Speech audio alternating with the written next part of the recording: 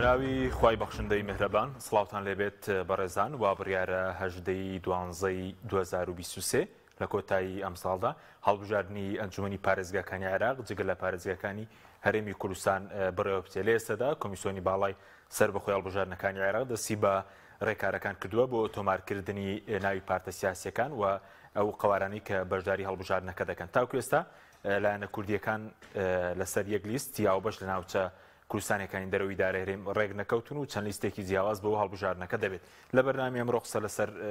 هەڵبژاردننی ئەنجومەنی پارێزگاکان و گرنگی بۆ کورد لە ناوچە کوردستانەکانی دەرەوەی ئیدارەیەم و پرتەوازی کە لایەنە کوردیەکان هەیەی وایە لایەنەکانی دیکە لایەنە عەرەبیەکان و تورکمانەکان ئەوان چۆن بەشداری دەکەن و دۆخی ئەو ناوچانەش چۆنە لەگەڵ بەڕێز ڕێبوار تاڵەبانی سەرۆکی پێشووی ئەنجومەنی پارێزگای کەرکووک لە هەولێرەوە قسە لەسەر ئەم پرسانە دەکەین کاک ڕێبوار سوپاسی ئامادەبوون دەکەین ئەگەر سەرەتا سەرنجی بەڕێز بزانم لەسەر ئامادەکاریەکان بۆ هەڵبژاردننی ئەنجومەنی پارێزگاکانی عێراق جگە لە هەرێمی کوردستان کەم جارە لە کەرکووکیش بەڕێوە دەچێت یەکلابۆتەوە کە لە 12 بەڕێوە دەچێت لە کۆتایی ئەم ساڵ بەڵێ دیارە تا ئێستا ئەوەی کە کۆمسیۆنی باڵای هەڵبژاردن ڕایگەیاندووە کە هەڵبژاردنەکان لە کاتی دیاریکراوی خۆی ئەبێ و دیارە دەستی پێکرا بە نووسینی ئەو لیستانی کە و هاوپایمانانێکە یانێ هاوپایمانی دروستکردن یا خۆلیست دروستکەن دیار لە ڕۆژی پێنجشەمەوە دەستی پێکا واتە ئەمە هەنگاوە پراکتیکەکان دەستی پێکردووە ئەتر لە وڵاترە بێ ئەو کەسانی کەیانێ بەشدار بن لە هەڵبژاردن ئەنجومەنی پارێزگاکان خۆیان ئامادەکەن بۆ ئەو کاتە بەڵێ ئەوەی کە تایبەتە بە کورد یعنی ئەوەی کە بەڕێز داگاداربی لە هەموو ناوچە کوردستانیەکان بۆ نمونە لە کەرکووک لە سەلاحەدین لە نەینەوە لە دیالە لە واست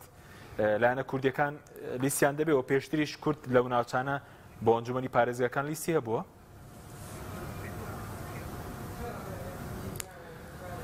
طبعا هەبوو بەڵێ لە ئەنجومەنی پارێزگای نینەوە هەتا سەرۆکی ئەنجومەنەکەی کورد بوو جێگرەکەی جارێکی کورد بوو و ئەندامیان نەبوو لە ئەوی بزام لە پارێزگای نینەوە هەبووە و کاتی خۆی لە تکریتیش هەمان بوو لە قۆناغێ لە قۆناغەکانە لە ئەنداممان هەبوو لە دیالە هەمان بوو لە خانەقین هەمان بوو بەڵام طبعا بە گوێی بارودۆخی مەژوو بارودۆخی ئەو شۆنانە گۆڕە ڕێژەکان و نزبەکان ساڵ بە ساڵ کەمترە بێتەوە طبعا هەڵبەتە بەڵێ ئەیامەدەکاری لایەنە کوردیەکان چۆن دەبینی کە ئێستا تاکوێ سارەک نەکەوتون لەسەر لیستێکی هاوبەش لەو ناوچانە والله طبعا ئەمە ئینە ئیفرازاتی ئەو ڕووداوە جۆرا و جۆرانەی کە ڕوویدا لە دوای 16 ئۆکتۆبەر بەداخەوە درزێکی دروست کرد لە نێو ماڵی کوردی لە نێو حزبە کوردستانەکان بە تایبەت یەکێتی و پارتی تەوقیتێکی ڕووداوێکی پێچەوانی دەستور پێچەوانی یاسا خۆی ئەسڵەن ئەبواە هەر یاساکە کەرکووکی نەگردایەتەوە کوجاران ئێمە لە ئەنجومەنی پارێزگای کەرکووک لەوانەیە هەوڵاتیانی کەرکووک ئەمەیان لەبیر نەبێیان ناوچە کوردستانەکە دەروی داری هەرێمی کوردستان ئێمە هیچ ساڵێک بەشێک لەوان نەمانێش هەڵبژاردن بکرێت لە شاری کەرکووک هەتا دەستور جێبەجێ نەکرێت بە تایبەتیش مادەی 140 چونکە هەر هەڵبژاردنێک لە شاری کەرکووک و ناوچە کوردستانەکان بکرێت بەبێ جێبەجێکردنی مادەی 140 دەستوری هیچ بەهایەکی نییە هیچ یاسایی نابێت دەستوریش نییە چونکە خەڵکی ڕەسەنی ئەو شۆنانە دەنگ نادەن ئەوە لە کاتێکە لە پێش 16 ئۆکتۆبەر کە بارودۆخێک تا ڕادەیەک ئاساییتر بوو بەڵام دوای 16 ئۆکتۆبەر بارودۆخەکە دوو ئەوەندە ئالۆستر بۆ دوو ئەوەندە نادەستوریە دوو ئەوەندە نایاساییە یعنی هەر ئەسکەرتاریەتە کە ئەسکەرتاریەت دژی ئازادی ڕادەربرینە دژی دیموکراسیەتە دژی هەڵبژاردنە دژی هەموو فیدرالیەتە ئێستاکە و بارودۆخی ئەو شۆنانە بەو شێوازا چێتەڕێەوە یعنی هەڵبژاردن و دەنگدان هیچ بەهایەکی نیە حتا ئەگەر هەر 13 کورسی 15 کورسێکی شاری کەرکووک بۆ کورد بێ هیچ بەهایەکی نابێت چونکە لەوانە میلیشیات حکومەکە ئێمە هەمومان ئاگامان لێبوو مانگێک پێش ئێستا ڕئیسی وزەرا شیع سوودانی لە مووسڵ نەیتوانی بچێتە شنگالەوە یعنی ڕئیسی وزەرا قایدی عامی قواتی مستەلەحە جورئەتی نەبێ بچێتە شنگال و ڕئیسی پەرلەمانی عێراق محەممەد حەلبوسی بابلین لە ڕۆینێکە لە لیقایەکە ئەلێ من ناتوانم بچمە جورفە سەخرەوە تەحەداکەم هیچ قیادەیەکی عێراقی بچێتە جورفە سەخرەوەتە بارودۆخەکە ئەو بارودۆخە نییە کە ئازادی بێت چونکە پرۆسی دیموکراسیەت پێویستی بە ئازادیە هەتا ئازادی نەبێ و ئاسایی نەبێت و ئارامی نەبێت لەو شۆنانە خەڵک ناتوانێت دەنگ بدە بە تایبەتی شاری کەرکووک و ناوچە کوردستانەکان کامە 100 ساڵە دژی کەرکووک و ناوچە کوردستانەکان دەیان کارەساتی جۆراوجۆر ڕوویدا بۆ شۆنانە یعنی سە خەڵکی ڕەسەنی شاری کەرکووک خەڵکە ڕەسەنەکە لەوێ نین خەڵکی ناڕەسەن و خەڵکی نامۆ سەر لە کەرکووکە و لە ناوچە کوردستانەکان دەرویداری هەرێمی کوردستان جا چ بەهایەکێ بێ هەر هەڵبژاردنێک لە شۆنانە بکردرێ هەرچەنە پرۆسەکە کە پرۆسێکی بەڕواڵەت دیموکراتی بێ بەڕواڵەت دەستوریش بێت بەڵام لەگەڵەوەشدا خەڵکێکی زۆری کورد نەماوەتەوە لە کەرکووک و ناوچەکانی دەرەوەی دارە هەرێم لە دوای 16 ئۆکتۆبەریش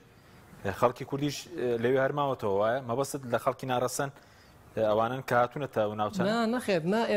ئێمە ئەوەی ئێمە بەستێتەوە بە عێراقەوە مادەی 140 مادەی 140 ئەلێت ئەبێ بارودۆخی کەرکووک بگەڕێتەوە پێش ساڵی 1968 واتە نابێ زاب بەشێک بێ لە پارێزگای کەرکووک نابێ کفری و کەلار و چەمچەماڵ لە دەرەوەی پارێزگای کەرکووک بنگەڵ قادرکەرەمە ئەبێ ئەمانە هەمووی بگەڕێتەوە بارودۆخەکە پێش 68 ئاوە و جۆرە بووە بۆی چکە ئێوە ئەگەر بێژوو بخێنەوە یاخۆ سەردێکی ڕاپرسیەکان و سەرژمێری شاری کەرکووک بکەین یەکەم سەرژمێری دەوڵەتی عێراقی ڕێژەی کورد لە کەرکووکە 93 لە سەد بووە 7 لە سەدیش پێکاتەکانی تر بووە لەو 93 گەشتۆتە لە ساڵی 57 کە ئەحسا کراوە گەشتۆتە ڕادەیەک تقریبان کورد گەشتۆتە 53 54 بووە 57 یعنی ئەمە تەغیرێکی دیموگرافی و سیاسەتێکی دڕندانە دژی خەڵکی ڕەسەنی شاری کەرکووک و ناوچە کوردستانەکان کراوە تۆ نابێ بەم بارودۆخە ئێمە بۆچی چوونە ناو دەستورە بۆ دەستور خەڵک دەنگی پێدا 180 لە سەتی گەلی عێراق دەنگی بە دەستوردا ئەبێت جێبەجێ بکردرێ کە تۆ جێبەجێ ناکەی کاوڵاتێکی کەرکووکی ڕەسەن مافی نەبێ با بڵێن دەنگ بدا بۆ ئایندەی پارێزگاکەی خۆی یەکێکی تر هاتووە کەس نازای لە چۆ هاتووە خۆی ناسنامە و نفوس و 10,000 دیناری وەرگرتۆ لە کاتی سەدام حوسێن وستاکەش 20 میلیۆنی وەرگرتووە و پارچە زەوێکشی وەرگرتووە و نەڕۆشتۆتیشەوە و دەنگی شەدا لە ئایندەی شارێکی کەرکووک یعنی ئەمە یعنی پێچەوانی ئەخلاقە پێچەوانی دینە پێچەوانی دەستورە پێچەوانی بەها باڵەکانی ملەتی هەموو ملەتی موسڵمانە یعنی ناکرێت و ئێمە ینی خەڵکی ئێمە ئەتاکو مستاکات نەزانێت کە ئایندەی شارەکەی خۆی بەرەو چۆچێ بەم حاڵەتە ئێمە دووبارە گەڕینەوە حەلەقەی سەفر لە کاتی سەدام حوسێن جا کاتی سەدام حوسێنیش کورد هەر هەبوو لە کەرکووکیشە بوو لە خانەقینیشە بوو لە کەلار و کفریشە بوو بەڵام چ کوردێک کە هەمە کە هیچ دەسەڵاتێکمان نەبوو هەمومان زەلیل بوون دیکتاتۆرێتێک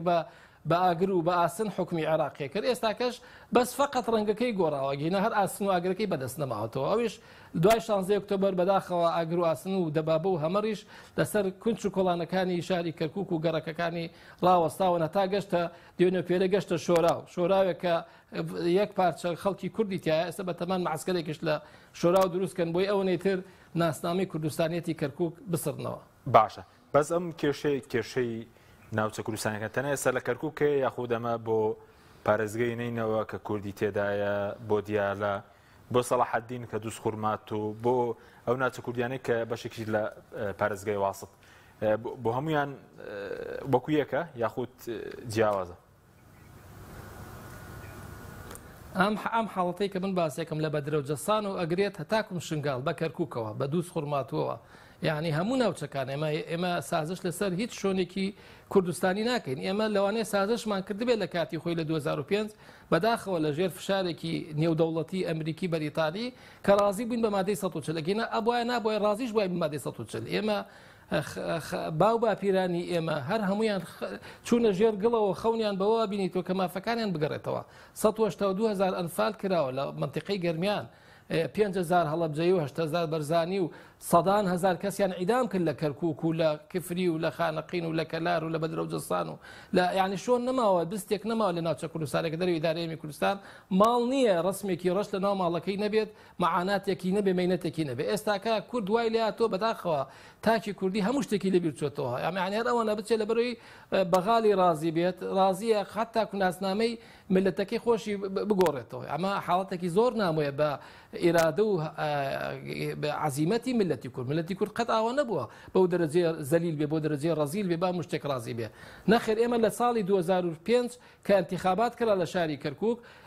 هەمومان مقاتەعەمان کە وتمان نایکەین هەتاکم خەڵکی ڕستەنی شاری کەرکووک دەنگ نەدا بە انتخابات ئەوە بوو سوپاس بۆخوا 26 بەقعدمان هێنا 26 کورسیمان هەیە لە کۆی چلوویەک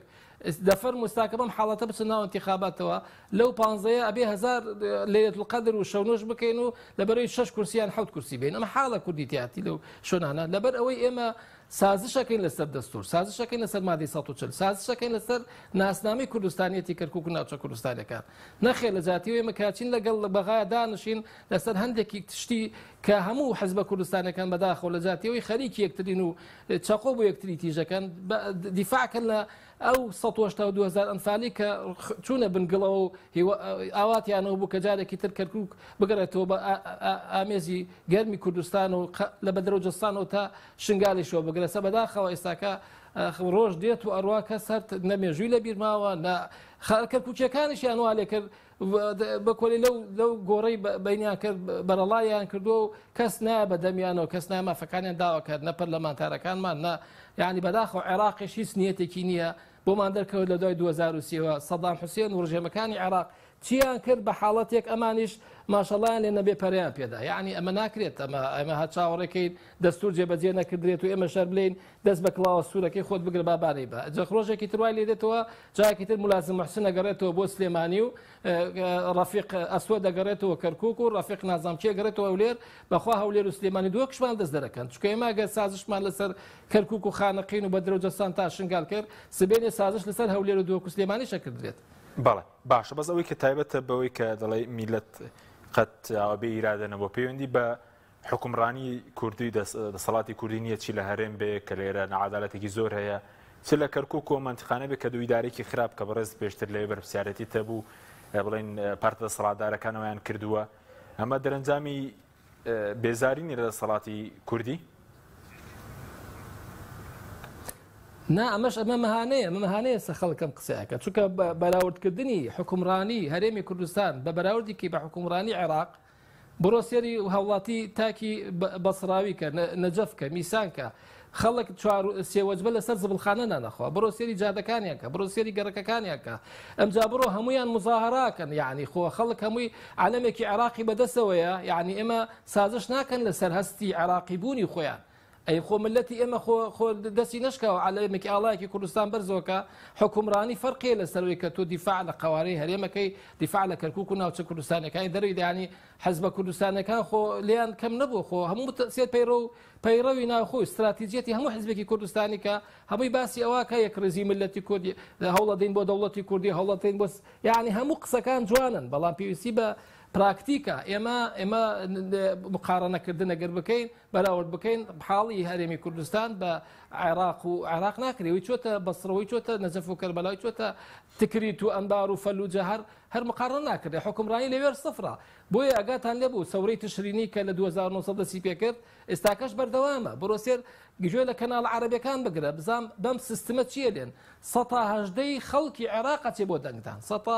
188 خەڵک نەچۆ بۆ دەنگدان یعنی خەڵک ئەتراف بەو سیستمە و نیزامی عێراقیێر ناکە گەندەڵترین سیستەمە لە هەموو دنیا و خەڵکیش ناڕازیە لێو سیستمە بەڵام لەگەڵ ئەوەشە کە دێت قەزیا گاتە سەر کەرکووک و ناوچە کوردستانەکان بینیتان خۆ لە پەرلەمان چیان کرد هەمووی سونە و شیعە و هەموو پێکاتەکان دژی کورد و دژی کوردستانی بوونی کەرکووک و ناوچە کوردستانەکان بوون یعنی تەماشاکە ئەوان لەگەڵ ئەو هەموو مەعاناتی کە هەیەە نان نێبی خۆن جادەیان قیتاو نەکراوە مەکتەبیان نییە چن لە ناو خێمە دەرسە خوێنن ئەهوارەکانیان هەمووی وش کردوێتەوە ماسیەکان هاتوێتە سەر ماسیەر نەماوە لە ئەهوار لە جنوب نەماوەتەوە ئارزیان هەمووی وشکی کردو ئاو نییە بیخۆن و ئاوی طبیعی لە بەسڕە ئاویان نییە یعنی هەر ئاوی خوێوی بەحڕیانەیە ئەم جاش لەگەڵ ئەوە لە قەزیەی ناسنامە لە قەزیەی عێراقی بوونیان یەکریزن دژی ئەم ملەتە بە سزمانی کە 100 ساڵە لە قبر و بۆ قبر ڕایەکێشن لە گۆرەسەرمانەوەی بن بۆ عیدامکردن یعنی کە ئەنمە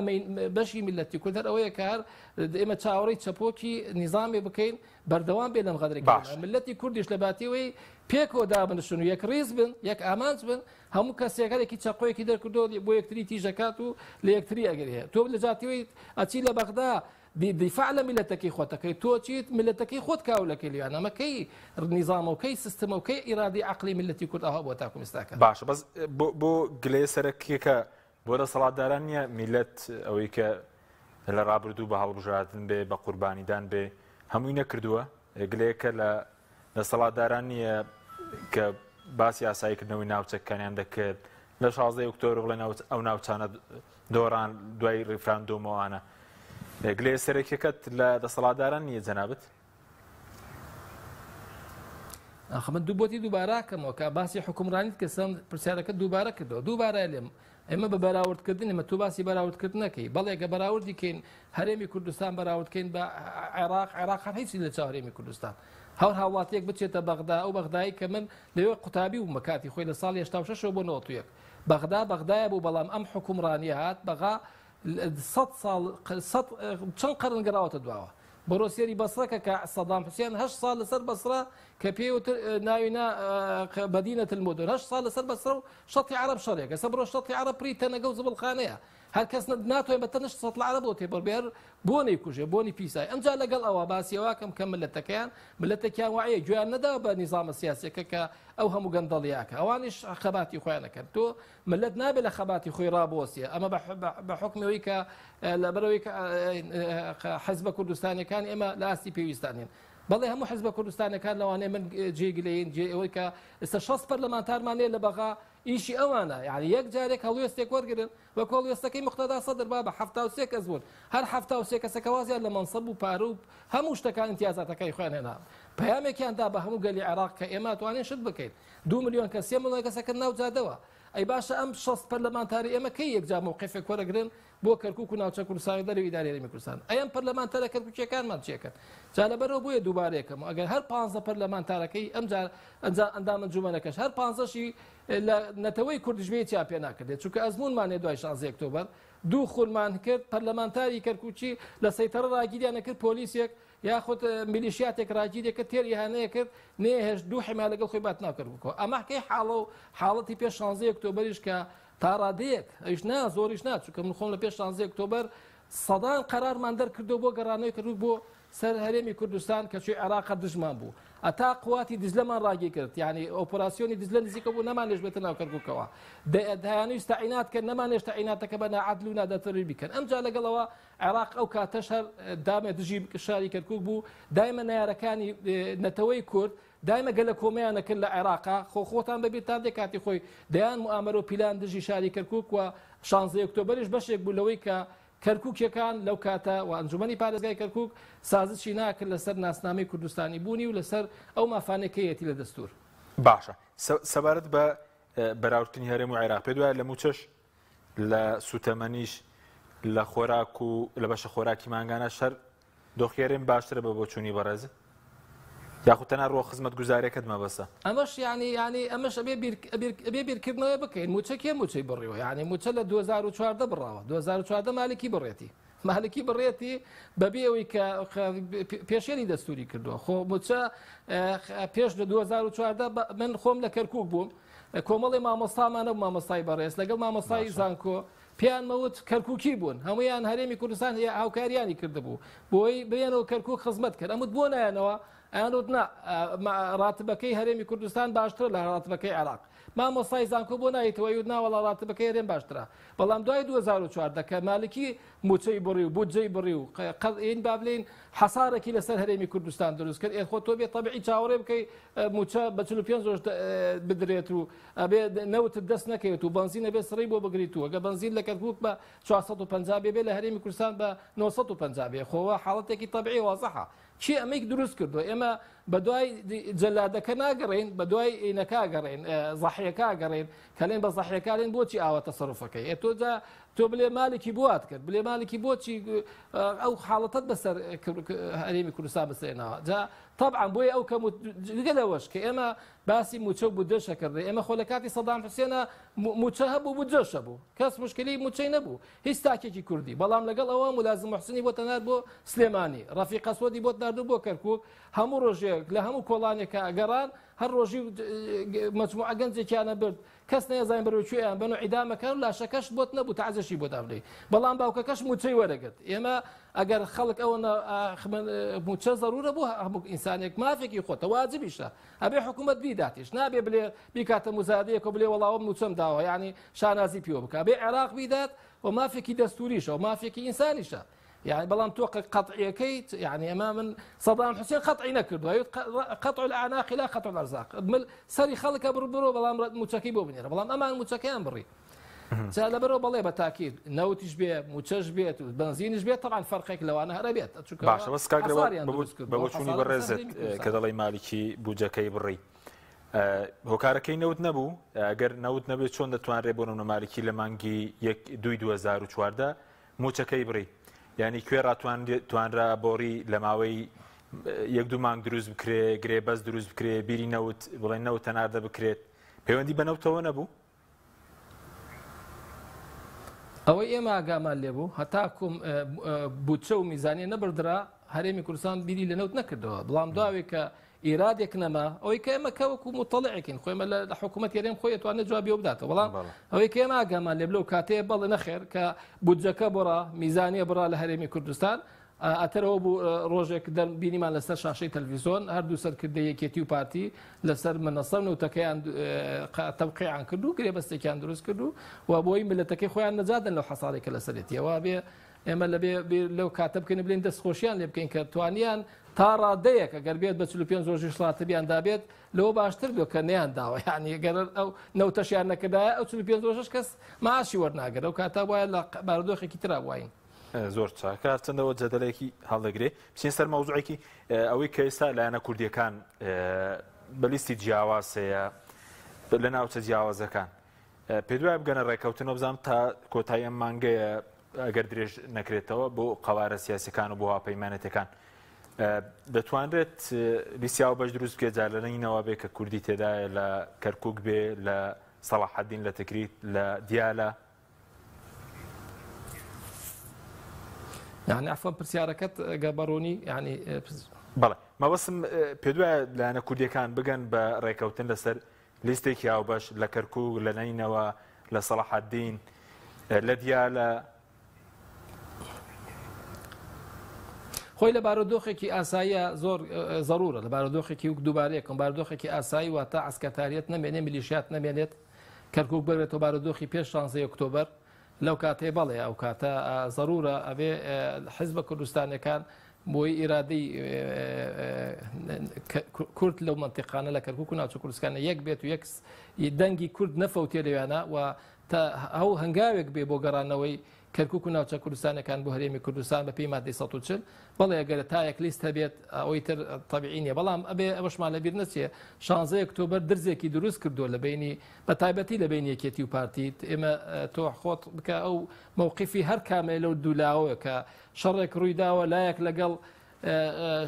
شەڕی نەکرۆ لایەکی تر شەڕی کردووە یعنی یەک ڕیز نەبوونە دەست کەوتوتە بینیانەوە ئەو درزە ڕۆژ بە ڕۆژ قولتر بۆتەوە ئێستا تۆ بتەوێ لە خلالی 2017 بۆ 2023 ئەمە 6 ساڵە ئەم دوو حیزبە سەنگەریان لە یەکتری گرۆ لە ڕووی سیاسی لە ڕووی ئیعلامی لە ڕووی هەموو میدیاکانەوە هەموو ڕۆژێک ئەتیهامی یەکتریان کردووە بە جۆرەها شتی جۆرا و جۆر ساکە تۆ لی داوا بکەی هەر لێکێک لەو دوانەوە لە پێکەوە دابنشن بمن یەک لیستێک بۆ خۆی طبیعی ئەو مزداقیەتیان نامێنێگە ببنە یەک لیستیش من بە حاڵەتێکی طبیعی دانانم چونکە تا دوێنێکە دژی یەکتری بوون قسەیان بە یەکتری کردووە و هەردووکیان خیانەتی یەکتریان کردووە ئێستاکە تۆ هەردووکیان پێکەوە دانشن یەک لیستێ دروستکەن یعنی ئەو قسانەی کە کردیانە خلال لەم 6 ساڵە هەر هەمووی ڕاست نەبووە جا لەبەرەوە طبیعیە سیاستکردن لە بینی ئەو دوو حیزبەیە وایە بەو قینە بەڵام لەوە زیاتر نەبێ گەرێمە ئەبێ هەوڵ بدەین لە دوو لیست زیاتر نەبێت چونکە تەسریحی برادرانی هەردوو تەرەف من گوێ لێ بوو هەمێکێتیان پارتی دیارە ظاهرەن نیەتیانەوە نییە ببنە یەک لیست لەبەر بارودۆخی 16 ئۆکتۆبەر بەڵام ئەکرێ لە دوو لیست زیاتر نەبێ چونکە لەعبەی گەمەی انتخابی بۆمان دەرکەوت یعنی ئەوانی کە لە پێشووتر ئیشیان لەسەری کردووە وەکو چۆن بیمە مختەدا 173 کورسی هێنا و حزب هەبوو 48 کورسی هەبوو بۆیە 2 کورسی نەیزانیەوە لە گەمەی انتخابی ئەگە بکرێت لە دوو لیست زیاتر نەبێت منۆ ئازام هەر لە قۆناغی سەرکەوتەوە لەگەڵ ئەوەشە ئەگە سەرکەوتوش بێت وەکو دووبارەیەکەمەوە ئەگەر 15 کورسێکەش بەدەست بێن بۆ ئەنجومەنی پارێزگای کەرکووک هیچ بەهایەکی نییە چونکە حکمی عسکەری میلیشیاتە لە کەرکووک و ناوچە کوردستانەکان جا لەبەرەوە ئەولەویەت ئەوەیە بارودۆخەکە ئاسایی بکرێتەوە پێش ئەنجامدانی هەڵبژاردن بەڵێ بەسەبار بە کورسی ئەنجومەنی پارێزگاکان بۆچی کورسیەکان کەم کرانەوە ئێستا پێشتر لە سەردەمیەوە لە سەردەمی بەڕێستان 41 کورسی بوو ئێستا کراوەتە 15 کورسی کەرکووک نینەوە ئێستا 26 کورسیە سەلاحەدینە کە کوردی لێ 15 کورسیە دیار لە 15 کورسی واست 14 کورسی بۆچی کورسی ئەنجومەنی پارێزگەکان ئەوەندە کەم کرایەوە؟ والله طبعا ئەمە گەڕانەوەیە پاشەکشێ لە فیدرالیەت پاشەکشێ لە دەستور چونکە بەداخەوە دەستوری عێراق لە 2005 پەسەندکرا یعنی وەکو وەرەقەیەکی حەبلەکەی وشکنە بێت هیچ شتێکی تێ جێبەجێ ناکردرێ عێراق بە فیدرالی نەماوە عێراق مرکزی ئێستا وەکو مرکزیەتی بەغا حکومەکە لە هەموو پارێزگەکانی عێراق بوایە بە پێچەوانە بوایە ئەنجومەنی قەزا هەبوایە ئەنجومەنی ناحیە هەبوایە ئەنجومەنی دێش هەبوایە و نظامی فیدرالی نظامی لامەرکزی دەسەڵاتی ئیداری و دارایی شۆڕە کردێتەوە بۆ کەمترین با بڵێن کۆبوونەوەی خەڵکی ینی هەتا لەسەر ئاستی گەڕێکی شابێ مختاریەت هەبێت و خەڵک هەڵبژێرێت و من خۆم ئەزمونێکم بینیوە لە ئەندەنووسیا لە مالیزیا کە چوینە سەردارمان کردووە تەسەور بکەن قوتابخانەیەک لا مرکزیەتی ئیداری و مالی هەبوو یعنی قوتابخانەیەک چوین سەردانمان کرد بەڕێوبەرەکەیمان بینی لەگەڵ مامۆستاکان ئەوە ئێمە ساڵانە بودجەی خۆمانەیە ئێمە خۆمان قەرارە دەین بۆ قوتابخانەکەمان چی بکات یان چی نەکات تەسەورکە چەندێ پێشکەوتن ئەندەنووسیا لە 1990ەوە دەستیان بە لا مرکزیەت کرد بەڵام عێراق بەداخەوە هەر بەرەو دوایەوە چیە نظامەکەی نظامێکی فیدرالیە بەڵام حکومەکەی حکمێکی مرکزی دیکتاتۆریەتی زۆر قورسی ناخۆشە لەبەر ئەوە لە بچکۆڵەترین شتە دەخۆلیان کرد ئەنجومەنەکانیان هەڵوەشانەوە یعنی مادەیەکی دەستوری بوو 122 کە چووی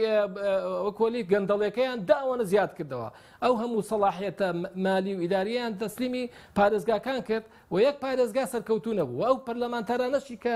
پێنج پێدرا کە چاودێری پارێزگاکان کەن هیچیان بە هیچ نەکەن نەیانتوان یەک پارێزگار محاسبە بکەن ئەو هەموو گەندەڵیش لە هەموو عێراق داوەنە زیادی کردووە و ئەو ئەحسایەتانی کە بەدەریەخەن عێراق لە 1 تریلیۆن زیاتر گەندەڵی و پارە سپیکراوەتەوە نێدراوەتەوە دەرەوەی عێراقا یعنی حاڵەتەکە کارەساتیە جا لەبەرەوە کردیان تا 15 کەسیان 6 کەسیان 10 کەس ئەمە حاڵەتێکی زۆر هەڵەیە چەندێ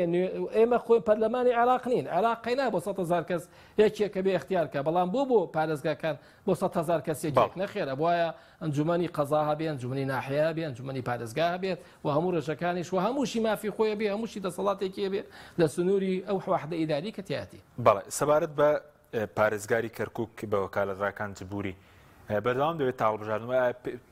پێشبینی خۆت کە شارەزای تێ لەو ناوچانە بۆ هەڵبژارنی داهات کورت پارێزگارەکە وەردەگرێتەوە ئایا پارتی وەری دەگرێت یەکێتی چاوەڕوانکراوە کامیان وەری بگرێت دوای هەڵبژاردنی ئەنجومەنی پارێزگاکان جارێ بەم حاڵەتە بێ کە ئێستاکە کەرکووکی تایە بەم میلیشیاگەری و عسکەرتارەتی کە تیاتی جارێ کورد خەوبەوە نبینێت جارێکی تر محافظە بینێتەوە نییە بەم حاڵەتی کە ئێستاکایە حالیان بەڵام ئەگەر بارودۆخەکە گەڕایەوە پێش 16 ئۆکتۆبەر ئاسایی کرایەوە قۆناغی بەلای کەمەوە ئەگە بکرێتەوە ئاسایی کێتەوە جارێکی تر وەکو مادەی 140 هەیە بگەرێتەوە پێش ساڵی 1968 ئەوە زۆر باشترەوە من گەرنتیە دەم 100% پارێزگاکە کورد دەبێت و بارودۆخەکەش بارودۆخێکی کوردستانیە بێ و ئارام ئەبێت و خەڵکی ڕەسەنی شاری کەرکووک حکمی خۆیەکات و ئیداری خۆیەکە بەڵام ئێستاکە خەڵکێکی غەریب و نامۆ ئیداری شاری کەرکووکەکات جا لەبەرەوە بەم بارودۆخیکە ئێستاکە هێ نەخێر ناوەڵام من هیچ عینێکم نییە تەفاعولێکم بەوە نییە کە پارێزگاری داهاتوو بەم حاڵەتەی کە ئێستاکە کەرکووک و ناوچە کوردستانەکان پێی تێپەڕەوێ نەخێر کە پارێزگار نابێتە کورد نابێت لۆ بکاتەوە بەڵام ئەگەر هات و پێش ئەوەی هەڵبژاردن بکردێ بارودۆخەکەیان ئاسایی کردەوە من ئەوە ڕووی دەنگی خۆم ئاراستەی پەرلەمانتارانی کورد دەکەم لە عێراق لە ئەنجومەنی نوێنەری عێراق لە هەمان بەتایبەتیش ئەو 6 ئەندامەی کەرکووچەکان کە لێوانە ئەگەر ڕازی بن بەم بارودۆخە هەڵبژاردن بکردێ ئەوە ئەزانم خیانەتێک لە خەڵکی شاری کەرکووکەکەن چونکە خەڵکێکی ناکەرکووکی و ناڕەسەن دەنگ بە ئایندەی شاری کەرکووکەدا کە ئێمە قبوڵمان نییە باشە بە سەبارەت بە پەرلەمانتارەکان بەڕێزوتت بەوەی کە لە کەرکووکن 6 پەرلەمانتارەکە ئێستا کە دەگەڕێنەوە بۆ کەرکووک لەلایەن بڵێن گروپە چەکدارەکان سوکایەتیان پێدەکرێت کرا دوای 16 ئۆکتۆبەر کرا بە چەند کەسێک کرا باشە ئەی ئێستا شەر بەردەوامە یاخود ئێستا بەرپرسێک کێرێم بۆ هیچ سەرۆکی حکوومەت بێ جێگرەکەی بێ وەزیرێک بێ ڕۆژێک ناتوانن پسنە و ناوچانە لە باردۆخەکە بکۆڵنەوە بۆ ئێوە ڕووداوەنە والله وەکو پێتم وت ئێستاکە حکم لە عێراقا حکم ئێستاکە کوتم کە هەموو عێراقیەکان بەوە ئەناڵێنن هەتاکوم ناوچە سونیەکانیش پارێزگا سونیەکانیش ئێستاکە ئەناڵێنن بەدەست ئەوەی کە میلیشیاتێکی تائیفی حکمی عێراقەکات یعنی پەیوەست نابێ بە هیچ سنوورێکی قایدی عامی قواتی مسلحە و هیچ عینێکە کوتم ڕۆژە ڕئیسی وزرا بە ئاشکرا لە مووسڵ بوو ویستی سەردانی شنگالکە نێنێشت و محەممەد حەلبوسی ڕئیسی پەرلەمان خۆی ئەلێ لێمێ یەک قاعید یەک بەرپرسێکی حکوومەت ناتوانێت سەردانی جرف سەخرکە یعنی ئەمە ینی معنای چییە؟ معنای عێراق سیادەی نەماوە حکمی تیان نەماوە ئێستا خەڵکێکی تری غێری عێراقی عێراقە بەنەڕێەوە جا لەبەر ئەوە نەخێر هیچ بەهایەک و هیچ ڕێزێک و هیچ سیادەیەک بۆ هیچ کەسێک بۆ ڕئیس وزەرا نەبێت جا نەخواستە بۆ خەڵکی تر لە کوێ بێ. بەڵێ بەڵێ زۆر چاکە سەبارەت بە سوودانی لەو ماوەیە کە لە مانگی لە 27 دەی ساڵی ڕابردوو 2022 کابینەکەی متمانەی پێدراوە هیچ کراوە بۆ ناوچانە چونکە ئیتفاقێکیش کرابوو لە بینی پارتی ویکێتی و لە پەیمانی ئیدارەی دەوڵەت کە لێژنەی مادەی 140 تەشکیل بکرێتەوە لە بوجەش 100 میلیاری بۆ دانراوە بەڕێز چاوەڕێی هیچ دەکەی بکرێت؟ 13 خاڵ بوو بەداخەوە لەو 13 خاڵە یعنی لەوانێ بلێن بەس تەفعیلی مادەی لێزنەی باڵای مادەی 140 کرا بە تەنهاوە کراوە و وەرەقەیەکیش لەلایەنی ڕئیسی لێزنەی عولیەکان کراوە بەحساب ئیلغای قەرارەتی مەجلیسی قیادەی سەورە بکردەیە کە ئەوە هەروەکو سیناریۆیەکە بینیمانە لە خولەکانی پێشووتریش بەردەوام قەرار دەرەچێت لە مەجلیسی وەزەرا و لە پەرلەمان دەرەچێت و کەس جێبەجێ ناکات چونکە ئیرادەی لەگەڵ نییە چونکە هەموو پێکاتەکان دژی ملەتی کوردن هەموو پێکاتەکان دژی قاواری هێرێمن هەموو پێکاتەکان دژی گەڕانەوەی کەرکووک و ناوچە کوردستان من تەحەداکەم ئەگەر ئەم قسەیەم ڕاست نییە با یەکێک بەرامبەرم ڕابۆستی بلێ بێجگە لە پێکاتی کورد یەک پێکاتێک و یەک نەتەوەیەکم بۆ بدۆزێت لە عێراق لەگەڵ جێبەجێکردنی مادەی 140 بێ حتا ئەگەر متابعەی سیاسی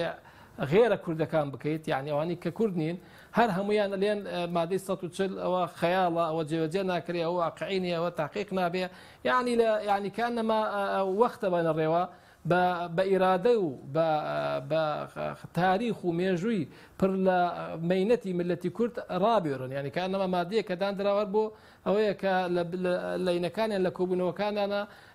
ئیمانکەن بەداخەوە یعنی جێبەجێ نەکەن و هەروەنە باسێکە و قابلی جێبەجێکردنیە جا لەبەرەوە ئەوە عێراق ئاوایە تاکوم ساکە گەتیە نەگەشتی بین لە عێراق معناها تێناگەین لە عێراق تا بێت باشە بەس بۆچی ئەموو خەتا کە بخێنە سەرەوان بۆ ئەی نوێرانی کورد یاخود لیژنەی مادەی 140 لە 2006ەوە هەیە کوردی شێدا ئەندام بووە تاوکو ئێستا نەتوانراوە قۆناغی یەکەمیش کە ئاساییکردنەوەی جێبەجێ بکرێن بڕوا بۆ قۆناغەکانی دواتر وەکو سەرژمێری و دواتر وەکو ڕاپرسیش. بەڵێ من خۆ قسەکەی تۆ جەنابەت تەواو من لەگەڵ ڕێزم بۆ هەندێک یعنی کەمێک یان هەمویان نا چونکە ناتوانین تەعمیم بکەی بەڵام بەداخەوە 5 خولی پەرلەمانی ئەگەر هەر خولێک 6 کەس تیاوێ 300 کەس هەر 300یان بەرپرس بوونە لەبەر ئەوەی کە نەیانتوانی بە هەر 300یانەوە و بێجگە لە سەر کۆمارەکانیش بەداخەوە کە بێت چاودێری دەستورکەن بێجگە لە وەزیرانی کە هەمان بووە تاکوم ئێستا کە چەندها وەزیرمان هەبووە لە حکوومەتی ئیتیحادی هەر هەمویان کەم تەرخەم بوونە بەرامبەر ئەوەی کە کەیسێکە کە پیان لوترێ کەیسی خاک کار بەرپرسێک و حزبی سیاسی ئێستاکە بێتە سەر شاشە بە شانوباڵی خاکەوە هەڵەدات بۆ بەرژەوەندی خۆی بۆ بەرژەوەندیەکی بۆی کە لە هەڵبژاردن دوو دەنگی پێ بدەن بەڵام لە ڕووی عملیەوە من تەحەداکەم هیچ حزبێکی کوردستانی ئەلەویان نەتوانی بێتی یەک هەنگاوێکمان بۆ باسکە بڵێ من بۆ مادەی 140ەوەم کردووە و ئەوە شۆن دەسما و تاکوم ئێستاکە نە قۆناغی یەکەم جێبەجێکرا کە ئاساییکردنەوە بوو نە قۆناغی دووەم کرا کە سەرژمێری بوو نە منازعات مولکی حەڵکردرا نە تەرسیمی حدود کرا یعنی ئەوەی کرا فقط 10 ملیۆنێکیاندایە 10 ملیۆنێک کە ناکاتە ینی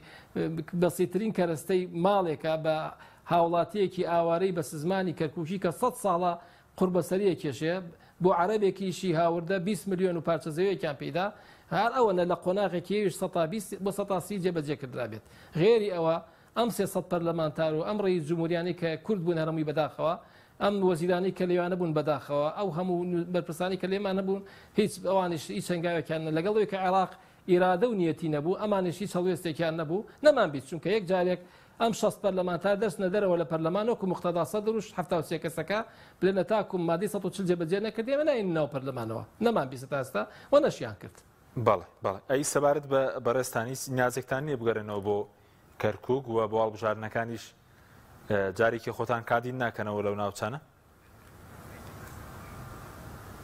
والله من ئەو هەڵوێست یەکەم هەڵوێست لە سەبارەت بە 16 ئۆکتۆبەر من کردومە 18 ئۆکتۆبەر من قسەی خۆم کرد گوێبەک ڕۆژنامە نووسیەکەم کردەوە کۆلێ لقاکی صحفی داوام کرد لە ڕئیسی وزەرا و کاتە